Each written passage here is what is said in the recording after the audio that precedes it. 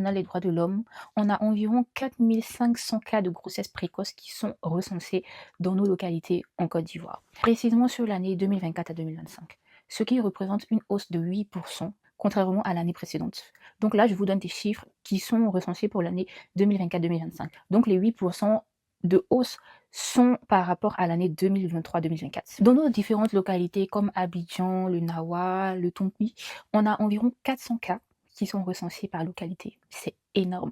Et en fait, on s'est rendu compte que cela ne va pas en régressant, mais on est sur un processus qui ne fait que progresser.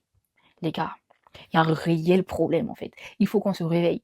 Je ne sais pas si vous étiez au courant, mais quand moi j'ai lu ça, je me suis dit, là ça devient chaud. On a recensé près de 200 cas de décès qui sont liés à des avortements clandestins, qui ont voulu être menés par ces jeunes filles justement pour ne pas assumer cette honte qui est prônée par la société. En 2025, on a plusieurs cas de jeunes filles qui se sont retrouvées en train de donner la vie, soit en plein examen de BPC, soit en plein examen de bac. Ces chiffres montrent que ces grossesses en milieu scolaire constituent un problème sérieux et persistant. Un problème vraiment qui doit être pris au sérieux, ne serait-ce que même dans nos familles. À commencer dans nos familles, car je pense que l'éducation justement à la vie sexuelle et active commence d'abord dans nos familles. Les gars, c'est énorme.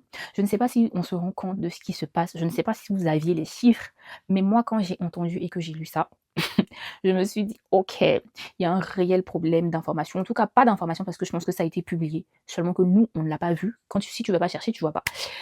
Donc, cette vidéo, c'était à titre informatif. Je reviendrai très bientôt avec une nouvelle vidéo où je vais aborder les conséquences, je vais aborder le pourquoi est-ce qu'on a autant de cas de grossesse en milieu scolaire, apporter un petit peu plus ou moins une expertise, je dirais, de ce que j'ai pu voir, de comment est-ce que cela est traité ici, comment est-ce qu'on s'y prend pour aider les jeunes et aussi notre société à éradiquer ce phénomène-là, mais surtout à avoir une connaissance de tout ce qui est vie affective et vie sexuelle. Et n'oubliez pas que par là, c'est commencer à guérir.